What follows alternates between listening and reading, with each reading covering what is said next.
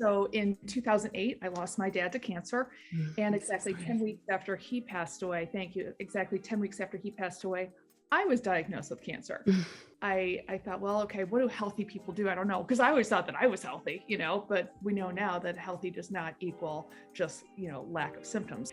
Nobody said plant-based, and the word vegan, cult. With all of these results that we're generating about a vegan diet, I thought, well, maybe there is something to this. Welcome to the Vegan Michele podcast. That was Caryn Dugan, a nutrition, lifestyle, and culinary educator. Caryn is very passionate about living a plant-based life, and she has a really amazing backstory of how she even stumbled into eating whole food plant-based. And she's doing so much in the community to really help people on a one-on-one basis be able to really, one meal at a time, transfer their health and go out and do what they're passionate about. In this episode with Caryn, we talk about so many things, how the trajectory of your life can be completely changed by unexpected tragedy, and how for her, that really led her into her own and what her life's work is now. We also touch on some really easy but profound ways to make healthy changes in your life. We're all busy. We're all running at 100 miles per hour. And if you think that you're just too busy to get your health under control, this conversation will really inspire you and help you reassess that it is truly possible no matter what you have going on. So let's get into this wonderful conversation with the deeply spirited Caryn Dugan. Okay. Hi, Caryn. Thank you so much for being here. I'm so excited to have you on the podcast. This is very, very exciting. Thank you so much. And I'm just so happy that we've become friends because we met during AJ's weight loss bundle. And, we all tried to get together and connect, but I'm glad that this stuck because I've really been looking forward to it. In case people are new to learning about you, can you you're pretty notable and accomplished in this plant-based world. Can you tell us a little bit about yourself, what you're doing, and kind of how you came to eat this way or live this life? Sure. I'll try to give you the Reader's Digest version. Okay. So in 2008, I lost my dad to cancer. And exactly 10 weeks after he passed away, thank you, exactly 10 weeks after he passed away, I was diagnosed with cancer. So, and that did not run rampant in my family. It really came out of nowhere. And I didn't have any, I didn't grow up with a lot of, my friends. It was just a weird thing to happen. So, and then to happen 1-2 in our family, it was a real blow, as you can imagine. So in an effort to become, using air quotes, healthy, I thought, well, okay, what do healthy people do? I don't know. Because I always thought that I was healthy, but we know now that healthy does not equal just, lack of symptoms. So I tried acupuncture and I tried, I tried meditation. I'm a huge spaz. That didn't work. I tried yoga. No, thank you. So I tried all these things and nothing was, I didn't feel good about anything, and I thought I'm not helping myself because all these things that I'm trying, I don't feel good about. They're just not part of me. And so I thought, well, shoot, growing up, you always hear about, eat your vegetables, eat your leafy greens, do this. And you hear about that, you hear that growing up. So you just become desensitized to it as you're growing up, and you think, well, maybe there's something to that. So I went to Dr. Google and I needed to know the truth, by the way, about these crazy fruits and vegetables. And in all honesty, I started Googling health boosting foods, immune boosting foods, anti-cancer, cancer fight, all these things, right?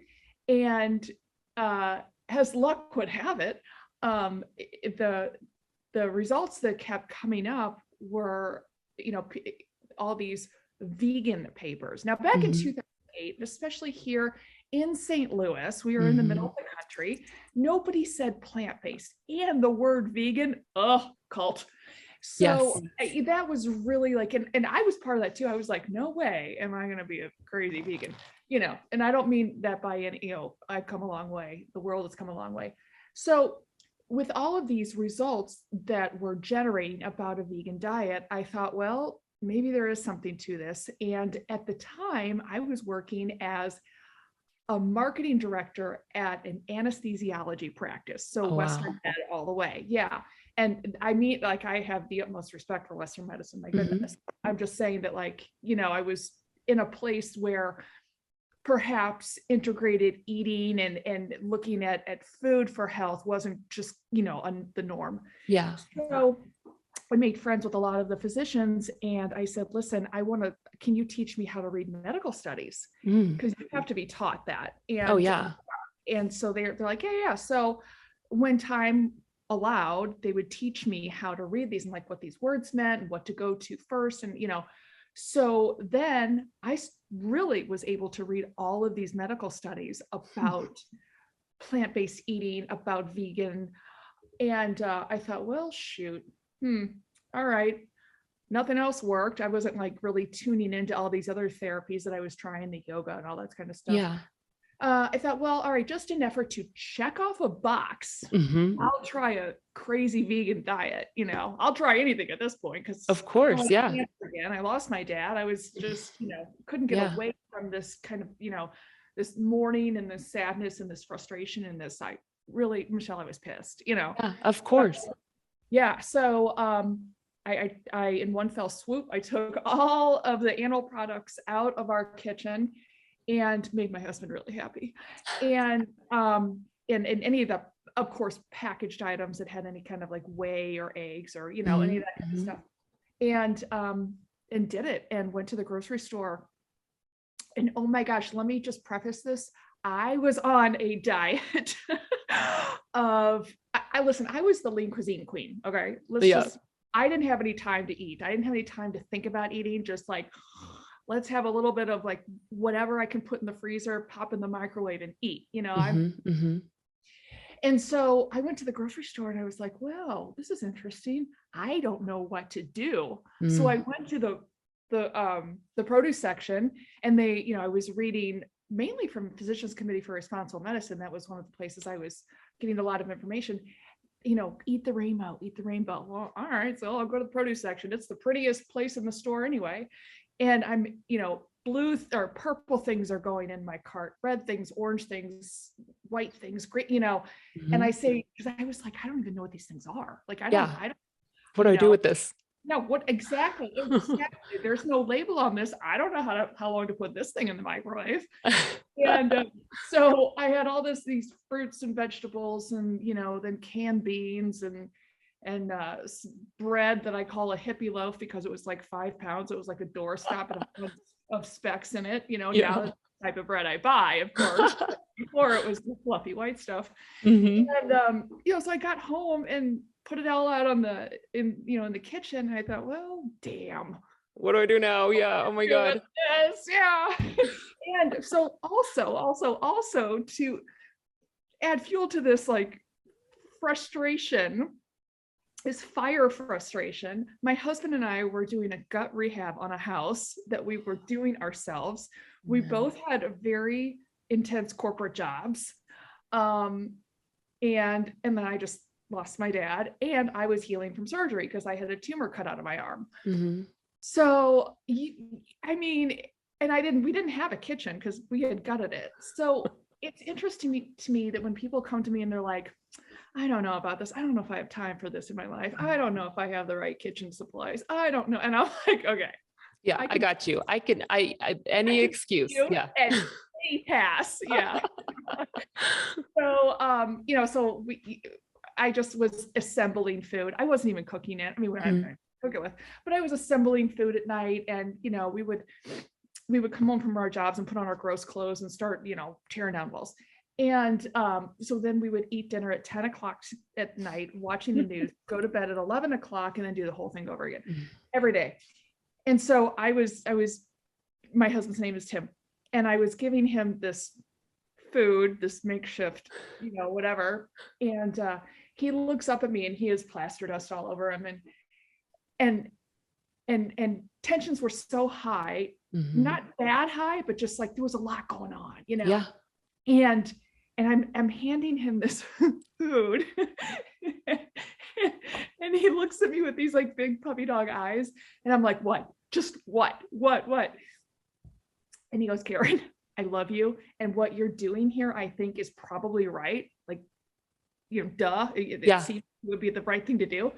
He goes, with this food, you are going to kill us both. And I just this like ugly cry, but like release cry, but also kind of laughing, like, I know this sucks, but I don't know what to do, Yes. And he's like, it's okay, go get the hot sauce. And we put hot sauce on our food and we ate it, we went to bed. So, and I, as I said, I went into this thing kicking and screaming. I went into, again, to check off a box. I was not going to like do this forever because, again, crazy vegans. And so I didn't know what to do, but I knew that I was scared. I knew that my time here on this earth was not finished. I had more to do. I was, it didn't seem to me like that was the end. So my husband, my biggest cheerleader, the next day when he was at work, looked up vegan cooking classes. I never cooking classes. I never even thought about that because remember, again, I'm not going to do this forever. Why would I spend time learning about it? So we went to. He went with you? Yeah. I love that. I love that. We went. And then at that time, there was 2 Whole Foods here in St. Louis and one, they both had teaching kitchens. So we went and it was a sold out class and we sat around this big teaching farm table, whatever. And the instructor, who's still a friend of mine, was slinging plants like nobody's business. She was giving us these meals that were, like had like 5 or 6 ingredients each. So easy. We were all having a good time. She was having a good time with us. It wasn't like she was like slaving over her stove, Yeah. And I thought, well, I could probably do this. Like, again, not forever, but like, it's kind of cool. Yeah. So we left the class and I guess I looked like I was just really excited about it. And she called me and she said, would you like to be my assistant? Oh, wow. That's cool. I love that. Right. Like, and I was freaking out. I was so excited, but she just did 2 classes a month one at each Whole Foods at night. And so I could give up 2 nights a month, Yeah. And so I thought, well, shoot, I'm going to do that. So for 2.5 years, I was her pack mule and I would come into class and I'd have all the stuff and all the recipes and I'd hand them out and do the dishes and I'd do all these things. And I just learned, so that was kind of my, that was my education. Every 2 weeks, I would just learn by helping her out.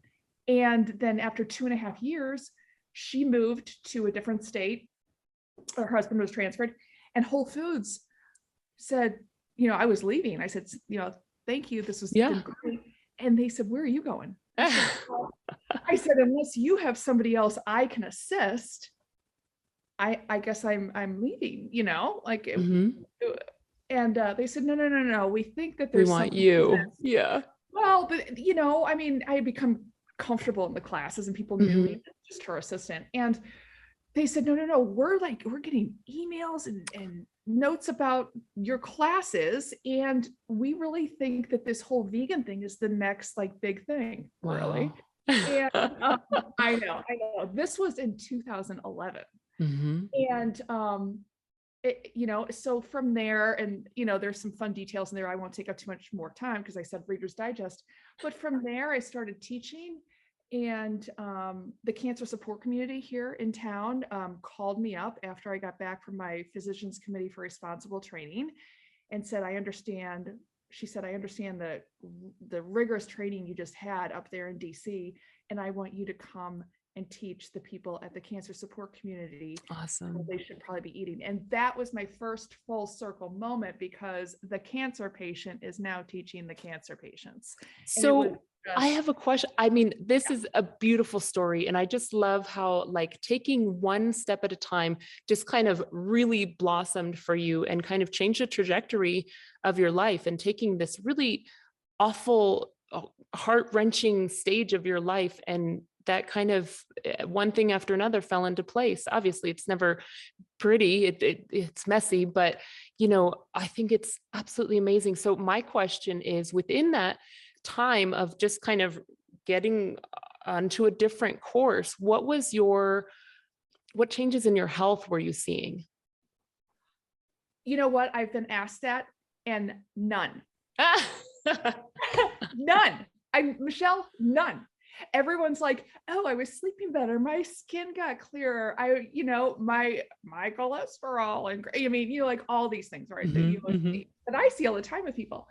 But at that time, like I'm super scared of needles. So I was never getting my blood drawn back then. Now I've become better about it, but I didn't like nothing changed that I knew about that you could perceive. Yeah. Right. Yeah. Like, maybe I would have had cancer again, but I don't know that. Like, I don't know. You don't know that. So, but somebody asked me that same question, and I don't know, it was probably about 4 or 5 years ago, and it clicked every year. And I kid you not, hand to God, I would get sick like every January, February-ish, like right in there. And I would get so sick that I was down for the count, fever, all kinds of the gross stuff that you can think about, down for a complete week. When I was in school, I would miss school for a week, then moved into a job, and I was out for a week. I'm not kidding you. Since I've adopted a plant-based diet, I did that in late 2008. That was the last time. So in 2009, when, we had that new year, I was not sick. I have not had that since I adopted a plant-based diet. Yeah, that's powerful. And I didn't even realize that, until about 4 or 5 years ago. I guess because you don't think about like, oh, I should be sick now, you just went with your life. Yeah, that hindsight is always very, eye-opening. I the same, like growing up, I constantly had sinus infections, strep throat. I was going to get my tonsils out, all those things. But when I adopted a vegan or plant-based diet, yeah, same thing, not sick for years. I did get COVID at the beginning of this year, but it doesn't count. With the exception of that, I'm not sick. Yeah. It's a huge testament to the diet. It really is. And, you can't, with that many years in your pocket, you can't say, well, it's just coincidence, or you just grew out of it, Yeah. And once you're in that kind of health mode, you feel like, you're not thinking about, oh, when am I going to get sick? This is your new normal. And so you almost don't even question it unless you look back, for sure. Yeah, that's right. Yeah. So it's just been, and that, thank goodness, because being out for a week, especially, what we do with, trying to, create our own pathways, you really can't be sick for a week. So, oh no. Yeah. No, I'm grateful for that. So is your mom still around? She is. And what does she think about all of this? Oh, my mom and I are best friends. Good. We're very close, and she's very proud of what's happened over the years. I have never asked any one of my friends or family members to adopt a plant-based diet, go vegan, whatever words you want to use. Yeah. I just, encourage everyone to add more plants to their plate. The tagline to STL Veg Girl, and STL is St. Louis for those who don't know. I started a company called STL Veg Girl back in 2011 when I started Whole Foods, because they needed a company name. So I was like, well, it'll just, the name of the company will say what I do. Yeah. And who I am. So, so she's incredibly supportive. And so, anyway, I've never asked any of my friends or family to do this. But my mom has gone probably 85-90% plant-based. She's lost 60 pounds. She's super healthy. Yeah. She's 75 years old, not on any medication. Wow, that's huge. Yeah. Lives alone with her kitty, works still. Wow. In a retail setting. So she's zipping around.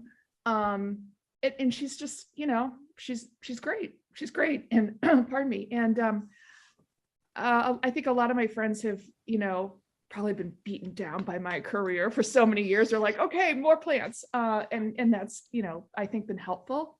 But, you have to lead by example. Absolutely. And whenever possible, use the least words possible, right? People see results, and if they're ready to make some changes, they will. And if they're not, no matter what you say, it's not going to do a darn thing to fix them or change them or help them.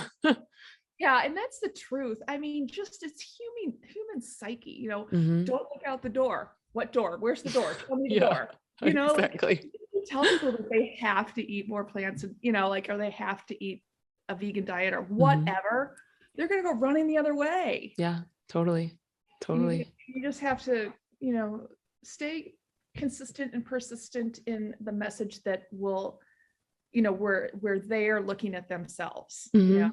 You Mhm. telling somebody what to do, me telling somebody what to do is not the greatest.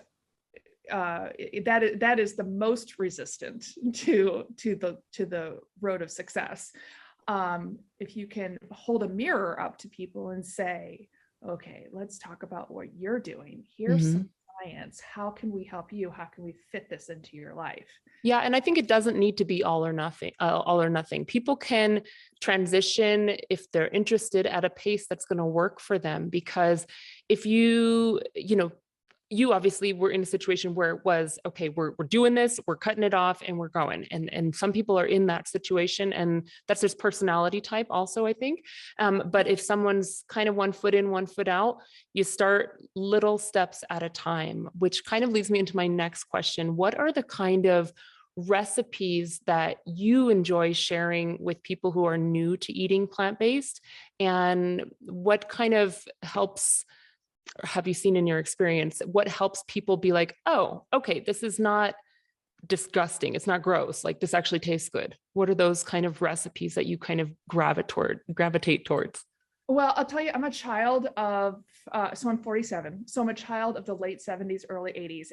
And my mom was not any kind of good cook or, dare I say, chef. Yeah.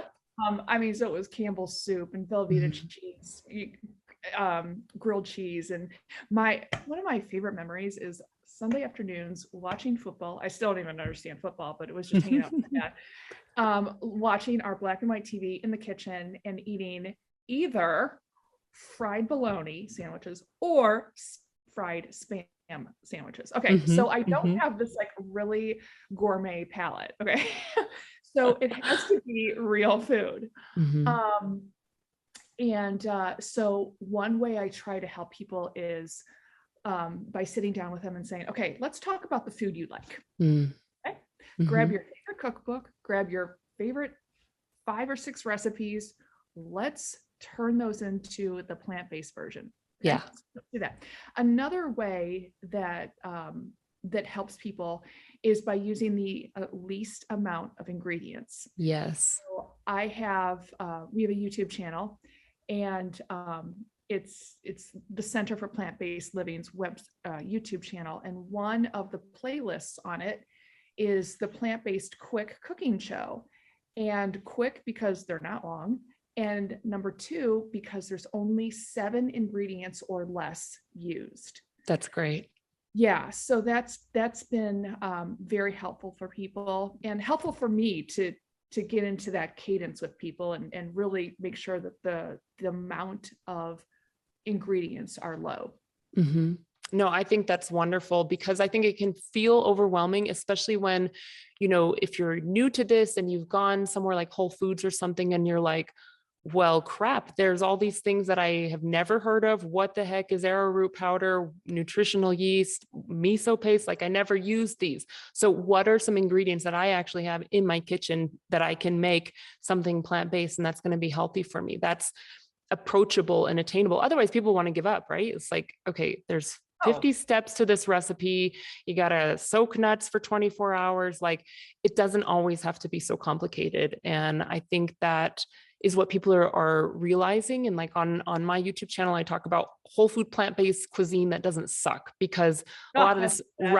rabbit food is just like, okay, yeah, that tasted like cardboard. This is not good. So it has to be something, especially when you're dealing with an illness or you're trying to heal from a lifestyle disease or prevent whatever lifestyle disease that you're kind of coming up against, whether it's cancer or type 2 diabetes or anything, right? Weight gain. It needs to be something that is practical. And I feel like that is where people have gained the most traction. And also, if you're able to make these changes, just like you did when you're super busy, I feel like you can go out and really do anything you're set your mind to at that point, because you change your nutrition, your health begins to thrive, you're able to have more energy, you're able to drop excess weight, all these things. And then from there, you're able to actually do what you are passionate about in your life. So I Well, think and that's awesome. with that, just trailing on to what you just said, which is Mhm. fantastic. Not only are you, yes, losing the weight, feeling better, looking better, whatever, you realize that you have more control, Oh, not yeah. only over the state of your health, but your life than you Such a ever good point. thought. Yes. Then it's those things that like, oh, you have the bucket list and you can just start checking it Mhm. off, checking off. Mhm. Or hey, or you want to do that, you want to make that career change, or you want to start whatever it is that Mhm. you were too scared to do because you thought you'd be bad at it Mhm. or whatever. Who cares now? Yeah. Now you're taking control of your life. Come on, bring it. Yes, I think that's so good and so true. I mean, I see that happen with people all the time, and it sets somebody on fire. And because this is something that you have to practice at least 3 times a day, then you do realize that gaining that control is an absolutely doable thing, step by step, one little meal at a time, one bite at a time. You can make tremendous changes, which I think is just so powerful, and which is why I feel so passionate about eating this way, and I'm sure you feel the same. So what do you feel are the most important basics to someone starting out on a plant-based diet, like ingredients wise or kitchen supply wise, tool wise, anything like that? So one really strong tip I have for people is listen, if you probably are like this too. I'm a little bit of no, I'm a lot, that's a lie. I'm a lot bit of a cookbook, just I hoard cookbooks. I can't, Yeah, I like, have many a cookbook. right. And I do Mhm. it. I do it. Yes, I'm curious. Yes, I want to read them. Most I really just haven't opened because there's only so many hours in the day, but I still Yeah. have them. And they're pretty. But also, I want to support my fellow plant-based People. peers, Yeah. chefs. So I'm like, oh, have a glass of wine at night. Yep, Amazon. Yep, yep, yep. You see, you're buying all these cookbooks, and it's like the next day, it's like Christmas. Right. So, and I know that a lot of people are like that. Mhm. So what I suggest to people is I say, listen, find your favorite book, find your Mhm. favorite cookbook, put all the rest of them away. This Mm. is where you're starting. And with your family, if they're on board, or whoever you're living with, whatever, go through the entire book. And if the recipe lights you up, even just a little bit, dog ear it, Mm. the entire book. Now, each time you are going to cook, and you're not going to cook every night. I mean, this is my job. I don't cook every night, Yeah, yeah, me gosh, too. oh my God. So every single time you cook, you are making one of those recipes from that same book. Because here's what's going to happen is that if you are cooking out of the same book for however long, a month, 2, 3 months, Mhm. you are going to start understanding the cadence, actually, the cadence of the cookbook author. You're Yes. going to almost anticipate what he or she is going to say and do next. Okay, Mhm. that's huge. You're also, when you go grocery shopping, we the book is only going to center around a finite number of ingredients. Mhm. So you're going to go to the grocery store and you're going to buy, I don't know, miso, and you're going to buy kelp powder, and you're going to buy kind of these little random things, mostly not, but some random things. And you are going to learn 15 different ways to use it.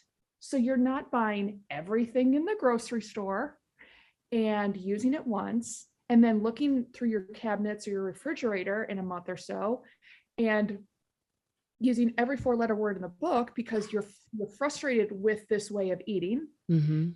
and frustrated with yourself because you got sucked into it. You know, so just stick with one book when you're starting. I think that is like the best advice I've ever heard, to be honest with you, because it takes the overwhelm out of it, which is what makes people stop, right? They get overwhelmed. They're like, screw this. She doesn't know what she's talking about. I'm done. Yeah. But that one book at a time, like you said, everybody has their certain ingredients. I know I cook with a lot of the same spices over and over. And if you like those spices, then you read out of my cookbook. And if you like somebody else's, then you do theirs. And I think that's really, really takes the guesswork out of it. Tell me more about the Center for Plant-Based Living, because I want to get into a little bit of that. Yeah. So in 2017, I think it was in 2016, I went to Well Coaches to receive my certificate in certified health and wellness coaching. And so in 2017, I had been teaching for a long time in different venues. And, but I did see that, a number of people, not a lot, but a certain number of people, and I don't have that true ratio for you or percentage, who after adopting this way of eating, would reverse their type 2 diabetes, reduce their blood pressure, whatever, see real palatable results. Yes. And then for whatever reason, they would start to backpedal and they would start reintroducing those foods that got them into trouble in the first place. Mm-hmm. And then of course, what happens? Well, their blood pressure rises. They're back on their metformin. They're going back to their fat pants. So they're whatever. Mm-hmm. And so I was laying awake one night and I thought, well, what makes somebody do that, especially after seeing such wonderful health results? And so I put on that coach's hat and looked at it from a different way. And I thought, oh my gosh, I think it's support. I think that if you don't have people around you, not to cheer you on all the time, not to be a crutch, mm-hmm. but to ask about it every once in a while, or to have somebody around who's like, hey, can you help me out with, how I can make this dairy free? I've got a friend who's lactose intolerant, just to have some support around you. Mm-hmm. And so then I thought, wow, there has to be a place in St. Louis that can offer that kind of support. There has to be a brick and mortar where you can find resources, support. And I thought, okay, I looked around, there wasn't anything. So I met Brian Wendell, who wrote the movie Forks Over Knives many years ago. He was a good friend of mine, and a couple other people who are high in this plant-based arena. And just through going to these conferences and you meet the same. Yeah. So we all do that, right? So I called him up and I called him and a couple other people up at different times. And I said, listen, this is what I'm looking for. Is there anybody in the country who has this? And I kind of described what was in my head. And he said, no, Caryn, no one does that. And I'm like, well, why? Like, why wouldn't you? The cancer support community is a thing. The Parkinson's Association is a thing. The Diabetes Association is a thing. Like all of these organizations, they all have brick and mortars. Yeah. Like, why? And he said, because nobody wants that kind of overhead. And I was like, okay, wrong. So because I was looking for, I would have gone to California or Brooklyn or wherever, kind of the more progressive places in the country. Yeah. And paid somebody for their time, and nobody is doing that. So I thought, well, shoot, now I gotta do that. Yeah. And so for 2 years, I saved everything I had. I saved every penny because I did not want to be in debt. Yeah. And, which was inevitable, but I just didn't want to take out a whole lot of loans. Yeah, that's scary. I eventually found a place here in downtown Kirkwood, which is a suburb of St. Louis, and it's a walkable, it's very walkable, lots of restaurants and retail and everything. Cute. And signed a lease. And my husband and I, because remember, we like to, we rehab, we got to work. And on the anniversary of my dad's passing August 13th, 2019, We opened up the nation's first plant-based and nutrition, culinary, and education Wow. center, the Center for Plant-Based Living. I love it. When I found out about this, just from your Instagram and then going to the website, I was like, this is amazing. This is the kind of support that people need. And I love that it's brick and mortar. But then, of course, with COVID and everything, you've kind of done a virtual overhaul. So people are able to access this from anywhere in the world as well. So, I think this is the kind of support people need. And I know that you're doing a lot locally as well. And I think it's amazing. So if people want to find out more about what you're doing, where can they find you? So the website is cpbl-stl.com, and that's for the Center for Plant-Based Living in St. Louis. I also have another website, which was my first website, and that's stlveggirl.com. And they both have a highway in between. You'll find the same information on both of them. Well, great. And then on your Instagram, what's your Instagram? The Instagram is at plant-based center, and that has underscores in between each word.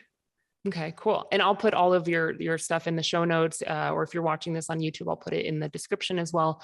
Gosh, it's been wonderful to talk to you. I feel very inspired by what you've done. And I think that it's so cool to meet somebody who's really taking action. And I love that your life just kind of took a complete shift in the direction that you were going. And I love your energy. So I really appreciate you being here. I hope that people go check you out, because I think you have a lot to say and a lot to offer. Thank you, Michelle. Really, this has been lovely. And I look forward to us connecting more. Perhaps maybe we can cook together during one of our virtual cooking classes. I That would be so fun. Yeah, absolutely. I would love to. And we'd love to have you back on again. That was such a joy to speak with Caryn. And if you'd like to find out more about what she's doing and the impact that she's making, make sure to check out the show notes or the description if you're watching this on YouTube. If you enjoyed this episode, make sure that you subscribe or follow for the upcoming episode. I'm going to be talking to Dr. Colin about what it truly means to thrive in life. Thanks for listening, and I'll see you next time. Bye.